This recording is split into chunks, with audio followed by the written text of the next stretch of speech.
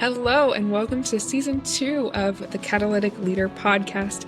Today, Fred, Michael, and Jerry are jumping into our conversation about abiders and sabbatical. They talk a little bit about how to recognize when you need sabbatical, some telltale signs, as well as some tips for the process of planning, what to do on sabbatical, as well as reentry and how to prepare your teams for this time when you are away. It's a great conversation. Get ready to listen.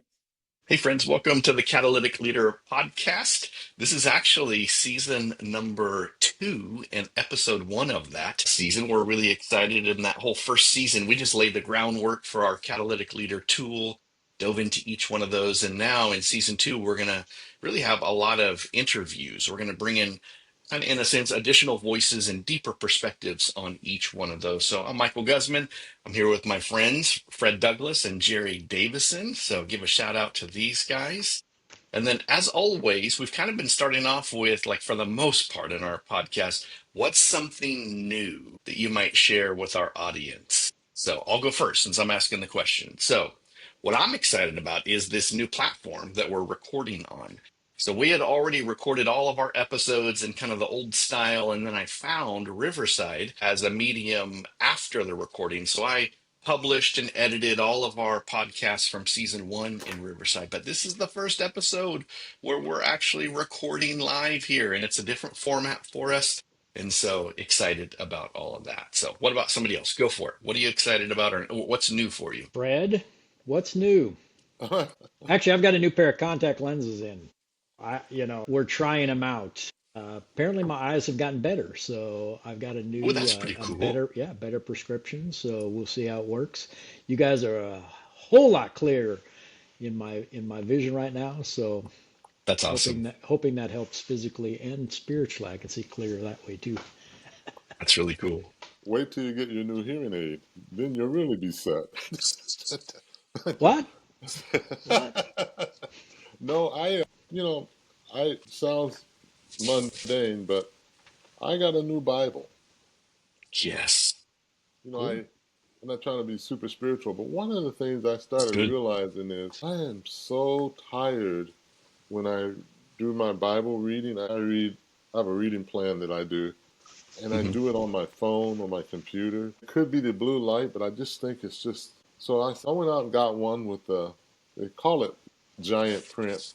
It's Ooh. a 12 font. I mean, it's just no bigger than what you would have on a sheet of paper. Yeah. But I guess all the others are like 6.5. I didn't realize that.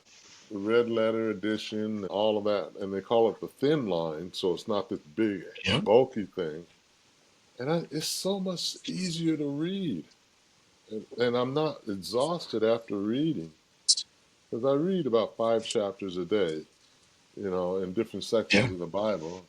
And so I'm thinking, man, this doesn't feel so cumbersome anymore.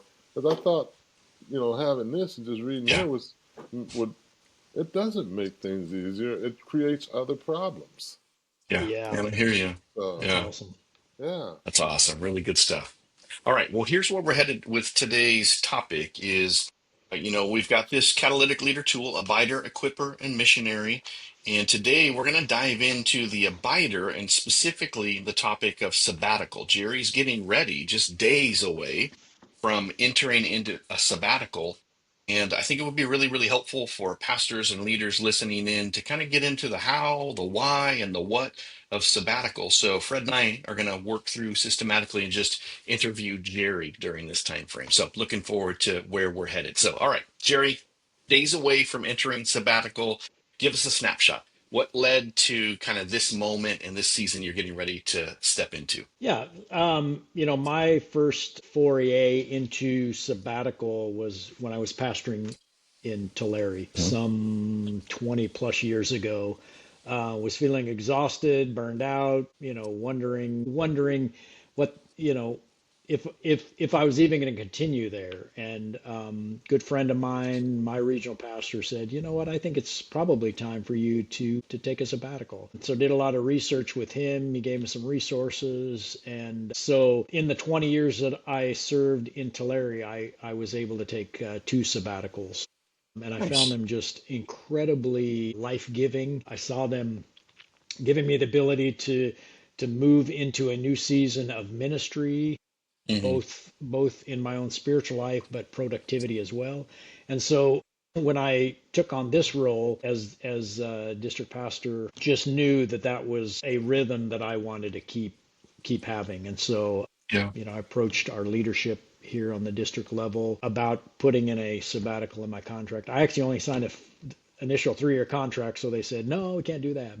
But since I've been on the job now for a little over 8 years, I was definitely saw the need for that. I've had one sabbatical, and it was kind of like a roundabout sabbatical. It wasn't Mm. like exactly like what you're talking about, planned in advance. But yeah, I've kind of experienced what I would call one sabbatical. Fred, what about you? Have you had any sabbatical experience? Yeah, it, my career is a little bit different. Hmm. I Mhm. had one, actually, I had one after 5 years, but it Hmm. was not for the same reasons. I was asked to come up to Canada and help them rebuild all of their youth camps and restart their summer youth program for Western Canada Church of God. So I talked it over with my boss, and he said, "Yeah, you can go." But the difference was I was not paid at my Uh, job. Yeah. They paid me in Canada, but I didn't get paid Yeah. here because it wasn't really a sabbatical. It was more Yeah. of a leave of absence. got it. And Yep. then after that, I didn't have really any sabbaticals. And in the latter half of my career, because I had about 8 to 9 weeks of paid vacation, when you're somewhere for a long time, Hmm. I started Right. taking summers off. So Mhm. I really didn't need a sabbatical when I was gone for 7 or 8 weeks a year. And Mhm. I always saved 1 week for during the course of the year, which was usually around my anniversary. I went somewhere with my wife. Yeah. Smart But man. Wise. That's a Yeah. smart I'd say man right wise there. man. yeah, but it enabled me to spend the summer with my kids. So as soon as we got back from summer camp, boom. It's awesome. So Jerry, in saying that, a lot of people, they're probably going sabbatical. What do you mean? My job doesn't give me a sabbatical. Why does a pastor get one? I work just as hard at the factory or wherever I work. I have to Hmm. work hard to sell cars, and so they're not really understanding what a sabbatical is, and let alone there's so many different types of sabbaticals in the education world. As we were talking earlier, it's a year, but it's more to do research and other things. In the nonprofit world where I was working, it was 6 months in many Hmm. cases, and so forth and so on. But in the church world, how would you define a pastoral sabbatical, and what is it for? You talked about feeling burned out and all that kind of, and I understand that. I went through that at one time. But what is it and what is it not in the pastoral sense of a sabbatical? Yeah, it's a really good question, Fred. People always look to scripture for, a reason why. And, for me, both Sabbath and sabbatical come from the same root word, which means essentially stop or cease from doing something. And for me, a pastoral sabbatical differs from an academic sabbatical or a sabbatical that's designed to produce something. In that, I think it's an opportunity for pastors to stop and to see God in a way that they can't see Him, or experience Holy Spirit in a way they can't experience Holy Spirit during the day to day. Hmm. Uh, I was going to say grind, but that seems very just the day-to-day pressures of ministry. I mean, for those of you who are listening who are pastors, understand the unique pressure that we face, or the unique responsibility that we face. I often talk to Chris, my wife, about, our different jobs, and she'll often joke, well, at least someone's eternal destination doesn't hang in the balance of my job, whereas it does. And there's that.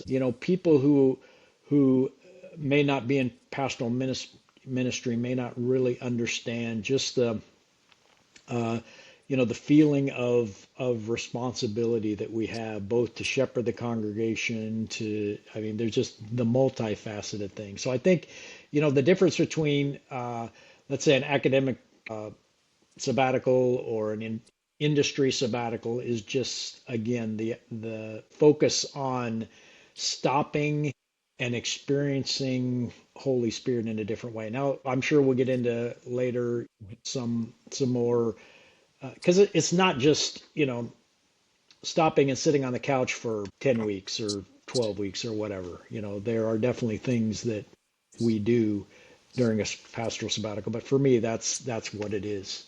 It's just a ceasing in order to spend more time abiding. It'd be fair to say that that's draining the emotional tank because I was with a person who did a memorial service yesterday, a very close friend, and that person was strong through the entire service, spoke well, did everything well, and then went straight to their office.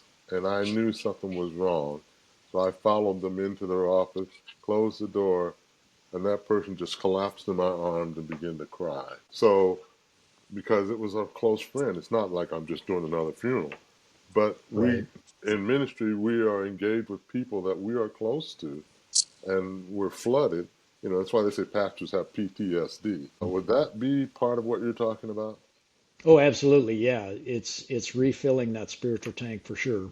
Yeah. If it gets drained over years and years of showing up for people because I mean, let's face it, we love our people. We love the people and we carry a lot of the burden. So yeah, I think that is emotionally and spiritually draining. And certainly there ought to be rhythms that we experience in daily life to help with that. But yeah, that day to day draining needs a time of refilling for sure. Yeah, absolutely. This episode is sponsored by Servant Solutions, serving those who serve since 1949. Born from the Church of God's vision to care for ministers and their families, Servant Solutions has grown from a simple pension board into a trusted partner for retirement planning, financial education, and holistic support for church staff. We remain dedicated to empowering those in ministry with wise planning and stewardship tools for every season. Learn how Servant Solutions can help you plan faithfully and care well for those you serve. Visit servantsolutions.org to find out more. I mentioned it in the intro that, the catalytic leader tool that we use is a biter, equiper, and missionary. But let's dig into the abider side. We say Mhm. that a abider is a leader who lives, with and from intimacy with Jesus. And so, how do you see, you've already hit on this to some degree, but how do you see Mhm. this sabbatical connect to your desire to abide deeply in Jesus? Yeah, I think, as I said before, we all should have rhythms of abiding, daily, weekly rhythms, monthly rhythms. I think what separates those from this is it's an extended time to spend connecting with the Father. We see Jesus after his baptism and call, going into the wilderness for 40 days. There was definitely some abiding and some as it's described, some temptation by the accuser. So I anticipate experiencing sabbaticals before, anticipate some attacks from the enemy as well, on my identity, on my character. But to me, the difference is just the extended period of time to set aside for the purpose of abiding. So as we talk a little later, it's a different rhythm of life on a sabbatical. I remember years ago, I came to work one morning, and my supervisor, who happened to have uh, a master's in counseling, took one look at me and just said, "Go home." I said, "What?" This is at 8:30 in the morning. He says, "Go home and don't come back until I call you." I Mm, thought I had done something wrong. yeah. And Yeah. I'll never forget, I got in my car and I started driving, and before I knew it, I was bawling. And he called me later that afternoon and said, "I noticed you were off kilter." And he started to explain all that to me. Those were signals of what was going on in my soul. Right. And my rhythm was off. Yeah. And I'm just curious, in your ministry, what told you that it was time to take a sabbatical? I mean, you probably didn't fall apart like I did, but Well, no, I think, yeah, I think that's that's such an important story, Fred, because I think too often we, as pastors, I think often we, although we don't say this, we try to be superhuman to the people around us, and we push down the stress, we push down the care, we push down our, sometimes we push down our own personal care in order to care for others. I don't know any pastor who got into this role for themselves. It's really for a heart. It's a heart for the Lord and a heart for service. And so oftentimes I think we push those down, and even to the extent where we don't recognize, you know, our own need for, or we don't see our burnout coming. It took someone to look at you and say, Fred, go home, Hmm. because they saw in you the need. I think when I first talked to Glenn, our district chair, about taking a sabbatical, he said, yeah, I, I've noticed some things, I see some things, you definitely need Yeah. that. I have too. I mean, he was getting really grouchy. Yeah, So, Michael, exactly. Well, I've noticed that three times already on our conversation, there's been somebody outside of the leader who mentioned, like, hey, either confirming it or stating, like, you need this. Fred's story directly shows that. Jerry, you even said the first sabbatical you took, your regional pastor had kind of Yeah, advocated. And then, in a way, you're saying that Glenn, confirmed that. Like, that does definitely. seem to be like an important ingredient. But Yeah. besides that, why do you think sabbaticals are so rare, Jerry? I think there's several reasons. I think sometimes, and again, pastors don't say this, but I think sometimes pastors feel like, if they left, things would fall apart. If they left, people would leave. If they took, extended time away, that they would lose control.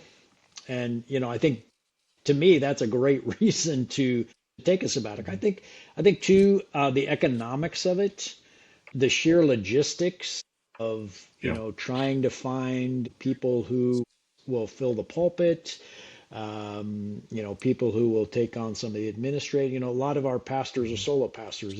They don't even have someone in the office that can attend to all the details of the day of ministry. And so I think those logistics are another reason why sabbaticals are so rare. And I just think there's this misunderstanding that a sabbatical is an extended vacation, and I think that's where the disconnect comes, because I recall a time when I first shared with the congregation at Tulare that I was taking a sabbatical for 3 months. There was some pushback. It was Hmm. challenging to kind of set a policy. But I remember my first Sunday back, and at the time I would stand at the door and greet people as they left. And I had one old gentleman come up to me and he shook my hand and he said, "Welcome back from the sabbatical, Pastor.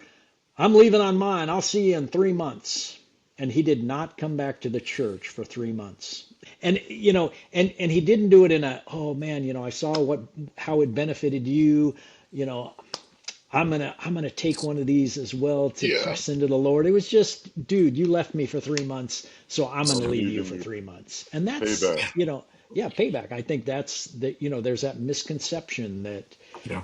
and it's just, it really is, in most circles, it's rare to have a time to step away from a job. So Yeah. I think those are a lot of the reasons, I think, why it's Yeah, so I'm rare. noticing through the conversation that there's internal inhibitions like keeping us from it, whether like, hey, I need to be here or this may fall apart. And again, Hmm. just like what you said, that may actually be one of the main reasons why we need to embrace it. But there's all these Right. external inhibitions, whether it's the finances, the church leadership, or like, well, hey, it Yeah, must be nice to have a 3-month vacation, exactly. mentality. There are a lot of things that it seems like hurdles we've got to overcome. Yeah. Yeah. Yeah, yeah. Now, when we talk about preparing, one of the things that I always do with our boys, and I have for years, whenever my wife and I go away on a vacation, like we get on a plane and go somewhere, I always go over stuff with them. Here's where the insurance papers are. Here's where this is. This is our life insurance policy. These are here's who you need to call. Here's our lawyer. If you need to go through the will, just in case something goes south. Right. And they always look at me like, Dad, come on. You're not going to die. But I want to be prepared that when I leave, if something goes south, everything's covered. And so, same thing when you're leaving for a sabbatical, you got to prepare for it practically, not just preparing yourself to be ready to Mhm. do it, but preparing your staff, your board, and your congregation. What kinds of things do you suggest that people do? Yeah, it's been the last few days have been fast and furious, as we push up against things Am that I in your I will? That's all I want to think. know. Yeah, no, you're not. Sorry. That's funny. Things that I have not really thought of.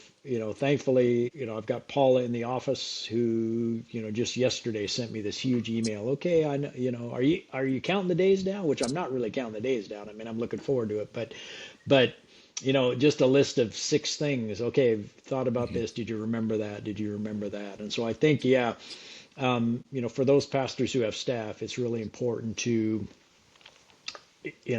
like you said, Fred, lay out, who's responsible for what, who's doing what, in case this happens, who's going to handle that. And, fortunately, I have an incredible staff at the district level, who can jump right in. And, we've got a great administrator at the church level, similar. I've got a wonderful associate who handles a lot of those logistical things anyway. And so preparing them and making sure that the pulpit's filled, making sure that there's backups, just making sure that everything will go smoothly. I think that's vitally important. I know it's a lot more challenging for those who don't have staff.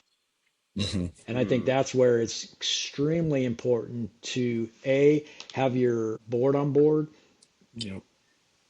council, whoever, and dividing those responsibilities between them so they know who's going to take care of what. So that, for example, my first sabbatical, within the first week, a very significant person in our congregation passed away. And so, I said, hey, I'll do the funeral, I'll take care of those things. And so I got a late start, but explaining what things do you want to be contacted for, and what things, can wait for 3 months or however. So It's good.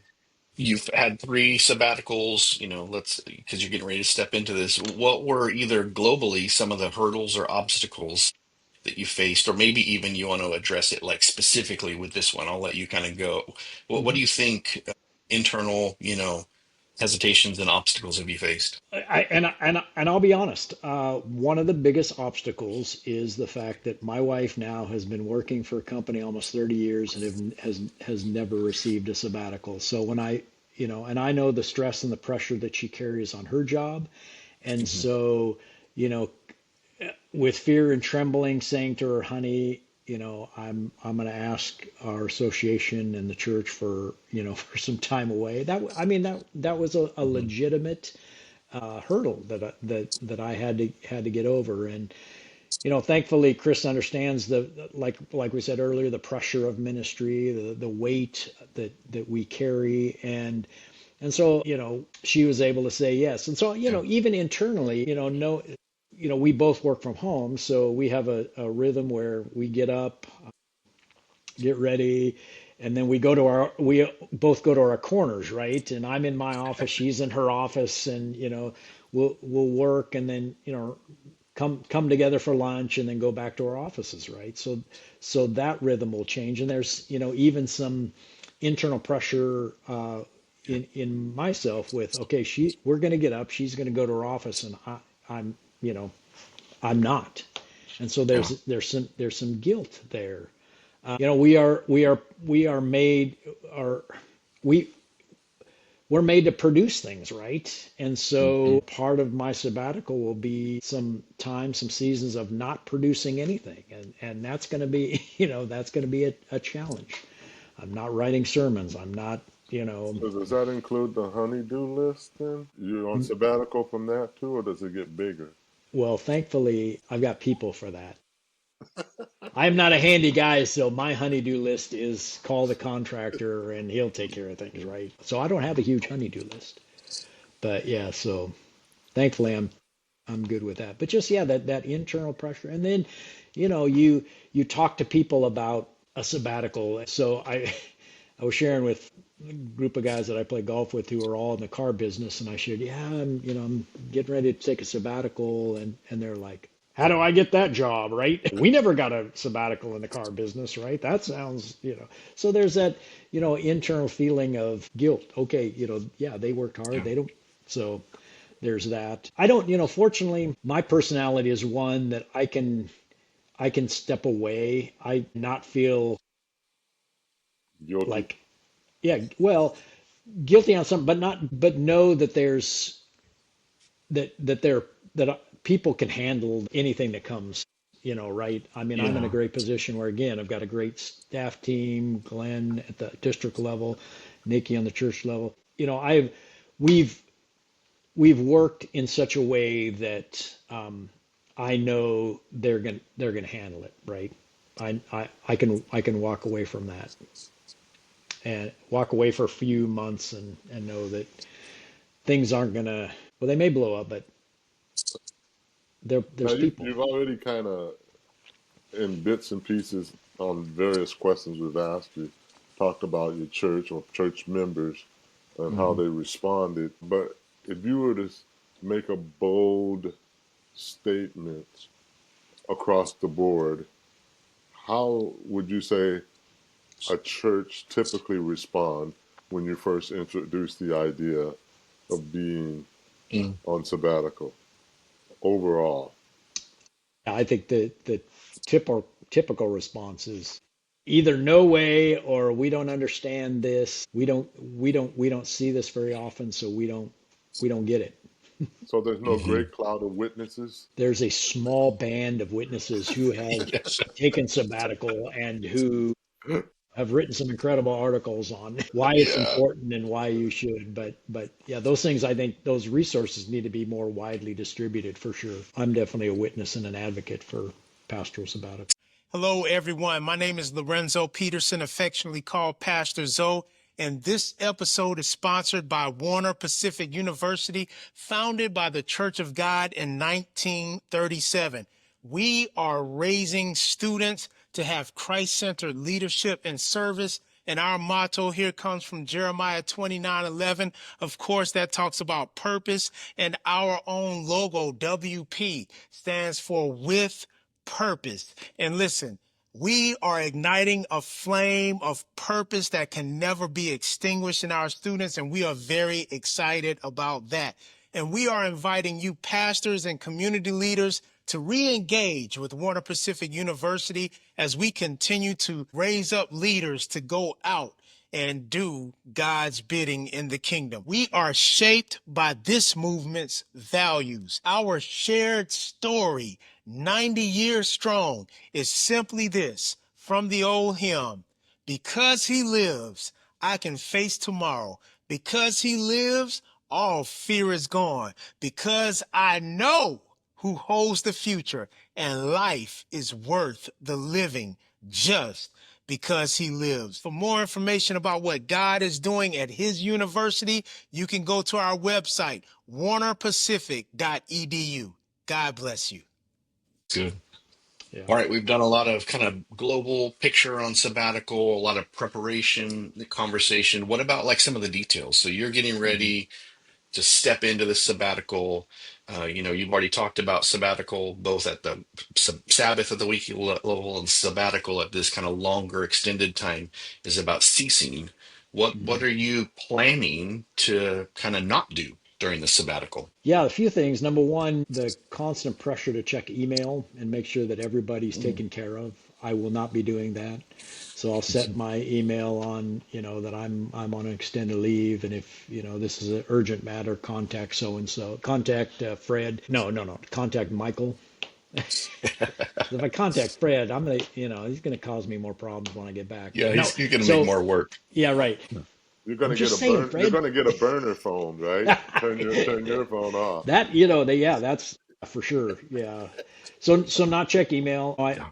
mentioned earlier that, Chris and I get ready and then we go to our corners. I'm not going to be going to my corner, because this space that I'm in right now, my office is where I go, where I Yep. produce, where I so I'm in the mornings. So the plan is not to come in here, Hmm. which I know in the beginning will be pressure packed, right? To Yeah. there'll be that pull to. Yeah, so those are a couple things that I'm planning on not doing. Trying not to, you know, most of the people that are close to me that need me know that I'll be on sabbatical. The resisting the phone, the phone call from the pastor, and Yeah. that'll be tough, or the parishioner. Yeah. Yeah.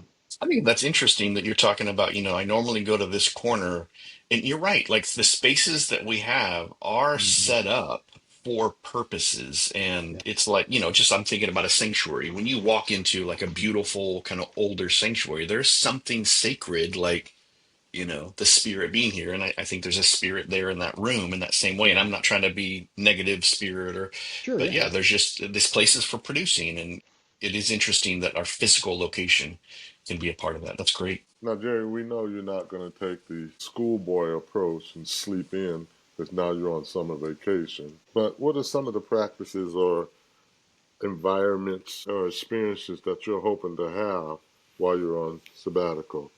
You're going to visit a lot of churches. You're going to. That so not the challenge, but the logistical side of this sabbatical is that I'll have 10 weeks from the association, but only a month from the church. So during the last 6 weeks of my sabbatical from the association, I'll still be preaching. That's in talking with Nikki, that's pretty much all I'll be responsible for is preaching the 3 Sundays that I'm typically preaching. They'll still be handling all the other logistical, but part of that, preparing sermons and preaching brings me life, and so I don't see that as that's not really a drain on me in ministry. So one of the things that I plan on doing is following Fred's example and walking every day.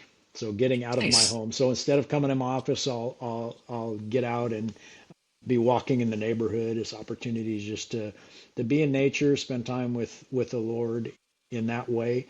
So that's one of the things I do. We live in close to a nature park where if you walk up the hill, there's an overlook. You can see on a clear day, you can see 4 or 5 mountains, and so I think that'll be my place to ascend the mountain and spend some time with the Lord, praying for great weather. Also, going to be spending some time. So typically, there's a group of guys. Fred's one of those that get together in August for 4 days of golf. So I'm looking forward to just that and being able to experience that in a different way. It's typically a vacation time but this, it'll be at the beginning of the sabbatical. So hopefully there'll Hmm. be some refreshment. Going to spend 1 week with my family on vacations. Again, things that fill you up. Being with my Hmm. grandkids, being with my kids, that fills me up. So I'm going to take that. I'm also going to take a week away just by myself at the beach, right? So, we're fortunate to have a home. Well, we don't. Our family has a home in Manzanita, and so I'm going to take a week just to be by myself and walk on the ocean. Those are, for me, times where I've been able to hear most clearly from the Lord, and plan on doing that as well. Those are just some of the logistical things that I plan on doing as part of my sabbatical. Coincidence, because Michael and I are planning on going to Manzanita at the same time. I'm not. I'm not telling anybody which week I'm going. So if you could show up, Fred, Uh, but I'm not answering the door. Let's just put it that way. I will not answer the door. that's good. I know where the key is. I've stayed at that place. That's true. That's true. I'm gonna hide a key. Let me put it that way. That's That's good. good. All That's right. good. So Yep. you're going to engage in some things, you're going to Yep. disengage in some things. Yep. Let's fast forward to the end of kind of both of these sabbatical time frames. What do you hope to have experienced or like grown in? What are your goals on the other side of this, hoping that comes out of it? Yeah. Like I said earlier, I'm at a unique season in my ministry. I've got uh, a limited, for me, a limited number of years of paid ministry. and I want to make those those ministries the best they can be. And so, one of the outcomes that I hope come out of this is just some clarity as far as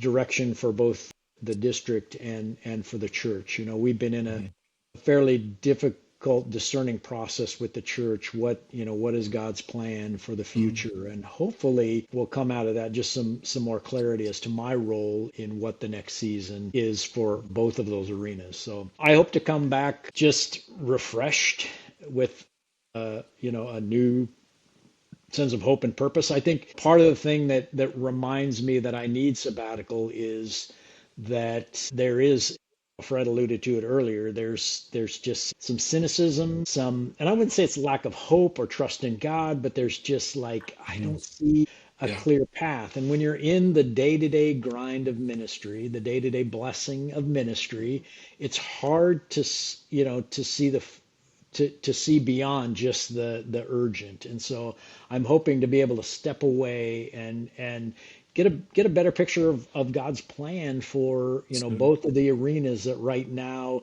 and spaces that God has me in place for. So I found myself just someone will share something and I'll be like, yeah, that's just that.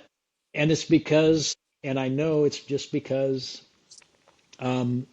sometimes the day-to-day ministry clouds our sense of what the Lord has. So clarity is definitely, refreshment is definitely That's the good. two things that I really want to come out of this. And a book too. No, just kidding. Oh I'm gonna no. write. I'm gonna write a book while I'm on sabbatical. No, Yeah. just I really appreciate the, vulnerability and authenticity from what you're sharing there, because I think that's helpful. And I think that you're facing a particular stage, both in ministry and age, all of those things. I think that's wonderful. That's gold that you're handing out to other people listening right now. yeah, good, Now, good. Jerry, Yes, one thing, I hate to bring this up, but sabbaticals don't last forever. right. What they There don't? is forever. We will enter the Lord's rest. That Yeah, is true. uh, Yes, you looking know, forward to that and day. and contractually, you're not supposed to take a sabbatical and then come back and resign. Right, But right, if I could steal from NASA, there has to be a window of reentry. right, Hmm. And when the right. space shuttle comes back, if they miss that window, they don't land where they're supposed to. It's a That's And great good. analogy. so when you come back, what's that reentry process going to look like for you in ministry and in leadership? How are you going to approach that? What's your window? Yeah, I think, it's interesting. My schedule is such that what I did the last two sabbaticals isn't going to happen. My wife's turning a milestone birthday, let's just put it that way. And so we're going to spend the last few days of my sabbatical in Disneyland, her happiest place on earth. But typically what I would do is would spend that last week journaling or reflecting on Mhm. things that I've heard, potential for new rhythms, just an opportunity to say, okay, these are the things that worked during the sabbatical, these are the things that didn't work, so that I can again go back and refer to them. But you know, start again, not jumping in, but in start thinking about what Mhm. this new season of ministry might look like. Start dreaming, start planning without actually jumping into the task. And I think, what has been key before it, it's interesting that you brought that up, is the sabbaticals that I took in Tulare came with a signed contractual, you will be here for 2 more years before Yeah. before you resign, which, I mean, I think that's appropriate, Fair. right? Yeah. That's fair. But I think, too often as producers of, whatever ministry goods and services, it would be very tempting to just jump in, put out every fire, start again producing. And I think the rhythm that I found helpful in re-entry on my other sabbaticals, which I'm going to take for this, is, for example, not jumping full bore, not thinking that so it might look like, instead of first thing in the morning, maybe get up a little earlier rather than jumping in an office, continue to walk and spend time with the Lord, picking up those important rhythms of Sabbath and, daily time with the Lord, not think, oh, because, for me, it'd be tempting to, and there have been times where I come to my desk and I have every intention of spending the first few moments with the Lord, and and popping open the computer and boom, an email comes and then I'm headlong into. So it's just Mhm. keeping those rhythms of the first seasons of or the first times of the day being with the Lord, because I think, too often we forget that we are spiritual leaders, that what we have to give comes from Holy Spirit, comes from the Lord, comes That's from good. spending time in prayer, in solitude and silence, and some of the great church fathers who said, I spent 5 hours in prayer and then I did my work. Is like, man, So this but is a that's important. slightly different twist to that same question about reentry. Hmm. Yeah, If things are going really well without you, what would you do, and what would you not take back? Because I mean, you come back and you yeah, find out somebody is leading the Bible study really well, but I'm the pastor. I have to get back in the lead. Mm, that's good. What would you come in and look around the room and see who's doing? Say, well, I ain't doing that no more, and I ain't doing that no more. yeah. That, I mean, that's it, right? Yeah. If you see people thriving in areas of ministry, and I think that's another beautiful thing about sabbatical, is Yeah. it gives others an opportunity to to find their area. And if you come back and you see somebody doing something that is doing it better than you, by all means, not as a way of saying, okay, now everything's running so smoothly, I don't, I'll just kick back and, keep going. But no, I think it depends on the personality of the pastor, right? There would be some pastors who I know would feel threatened by someone doing something Mm, better than them. But I think it's important to, you know, to to know thyself, or understand that, that's if you can't let something go, that's a sign that there's something more than a sabbatical that you need. There might be that's good. some other interventions that need to happen. So yeah. So you guys better not, unless you want extra jobs, you better not do assignments that I can't come back and pick up. Just kidding. Just I'm kidding. That's thinking good. more. I was thinking more or less of Nikki if she starts preaching better than you. Yeah. Well, I won't do that Yeah, no hey, more. yeah, go for it. That's right. Yeah, that's good. That's right.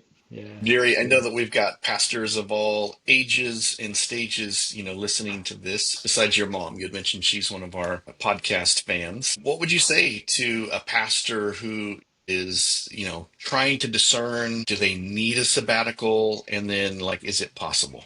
What would you say to that pastor listening? yeah, I would say, it's not a matter of do I need it, but I think it needs to. I think it needs to enter the conversation that these are essential Hmm. for pastoral longevity and health.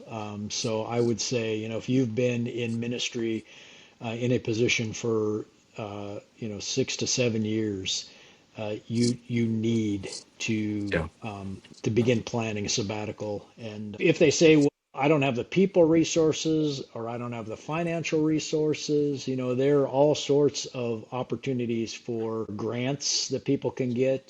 There are homes that are available simply for the purpose of sabbatical. And so, there are certainly resources that we can help you unearth that would make it possible. It could be that, through the holiday park grant that we have, that we could help fund an interim pastor for 3 months, or Yeah. so yeah. I think A, if you've been at it for 6, 7 years, you need to, and B, there are resources to help, and we, the three of us certainly in Yeah. our office certainly would be able to help either advocate for your church and board or help you find resources to help see that. Because again, it's not, Brilliant. I don't think it's a matter of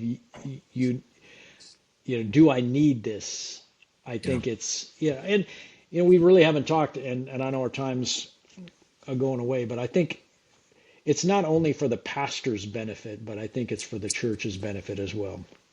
I Yeah. think Big if you time. were to ask the leadership in the Tulare congregation if me being on sabbatical was a benefit to them, they would say, "Oh, absolutely." He came back refreshed. He came back with some new vision. He came back, just with a new energy and vitality, and that really spurred us on and helped us. And I think it's modeling for our congregation really a rhythm of what God desires for us to Sabbath, seasons of stopping and resting and spending time with the Lord. So as we round third base here on this discussion, we're headed to home plate now. There's obviously some shifts that need to happen on how the church views sabbatical, because it's not a standardized practice everywhere. And in some cases, it's like speaking a foreign language. They can't even say Yeah, the word. What are you right. talking about?